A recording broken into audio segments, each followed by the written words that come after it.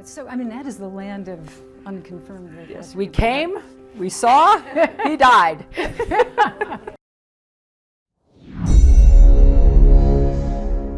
We came, we saw, he died. Itu adalah statement dari sebuah cuplikan video hasil interview wartawan CBS News dengan Hillary Clinton sewaktu dirinya menjadi State Secretary atau Menlunya Amerika ketika mendengar kabar Gaddafi dieksekusi. Hillary tertawa terkekeh-kekeh gayanya, antara bangga dan merasa dirinya pahlawan dunia yang telah melakukan hal yang benar untuk dunia, yaitu mengeksekusi Gaddafi.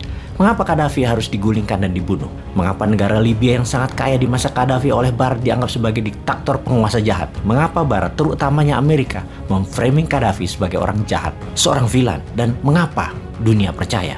Masih ingat di tahun 2016 ketika Bosman mengatakan daripada memilih Hillary Clinton, the unknown devil, mendingan memilih Trump, the known devil. Hillary adalah iblis tak dikenal. Trump kita tahu iblis semacam apa dia. Hillary lebih buas. Amerika memang buas di bawah Partai Demokrat yang di belakangnya cabalis. Kalimat "we came, we saw, he died" adalah jahat. Reaksi Hillary merupakan wujud asli pemimpin Amerika yang haus darah dan brutal. Kampanye menumpas Gaddafi adalah melindungi rakyat Libya dari rezim Gaddafi yang jahat. Sementara di sisi ekonomi, Amerika mau ambil cadangan minyak Libya. Namun minyak adalah bonus.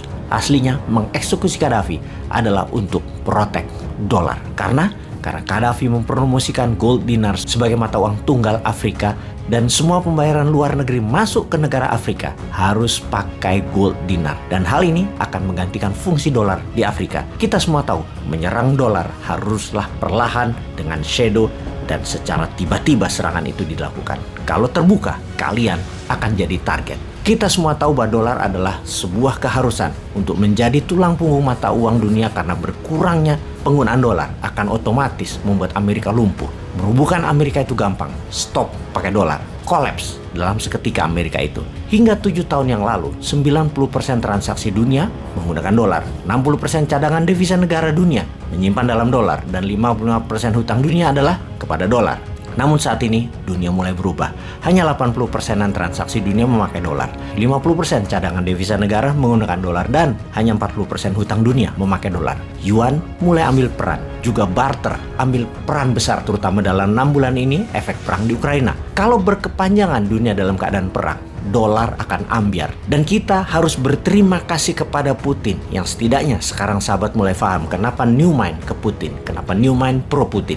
Kekuatan dolar adalah kekuatan luar biasa bagi Amerika. Sehubungan dengan Gaddafi, Libya diserang full force. Serius sekali Amerika mengeksekusinya karena gold dinar adalah world threat bagi Amerika. Tiongkok selama memakai economic approach dilakukan hanya perang dagang dan perang ekonomi. Responnya oleh Amerika. Rusia pakai perang militer. Amerika suka karena dagang senjatanya nambah laku. Gaddafi mau menggantikan dolar. Disikat seketika. Makanya gold payment system kita harus bermain cantik. Dalam email Hillary yang bocor ke publik dikatakan dengan jelas, menumbangkan Gaddafi adalah melindungi dolar dan membuat kekuatan single currency Afrika tidak boleh terjadi. Karena independensi currency Afrika terputus dari dolar akan membuat Afrika tidak berhutang dan membuat Afrika bebas. Afrika harus terus berhutang dan bergantung pada dolar karena kekayaan alam Afrika untuk Amerika dan Barat. Kampanye Gaddafi menyatukan mata uang gold dinar sebagai single currency Afrika dan kampanye menyatukan kekuatan negara muslim dengan gold membuat Amerika kebakaran jenggot kala itu. Kampanye penting yang membuat Amerika murka adalah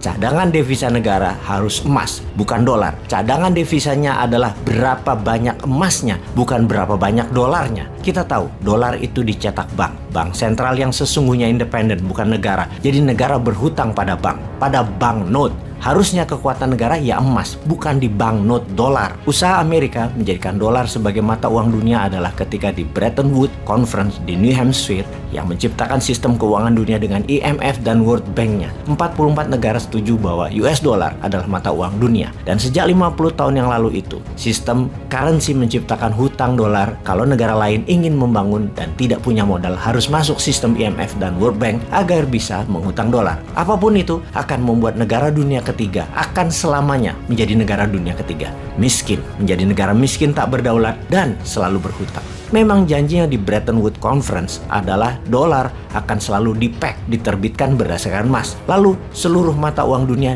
ke dolar. Namun suatu hari pada puncaknya, dolar tidak bisa menepati janjinya. Cadangan emasnya habis, kebutuhan dolar meningkat terus, yaitu di tahun 70-an. Lalu Amerika menggunakan strategi lain, yaitu menerbitkan dolar dengan minyak bumi yang disebut dengan petrodolar, yang ternyata rapuh dolarnya karena harga minyak bumi bisa liar bergerak dan produksinya ada batasnya. Dolar pun tidak tahan, tidak memiliki lagi underlying.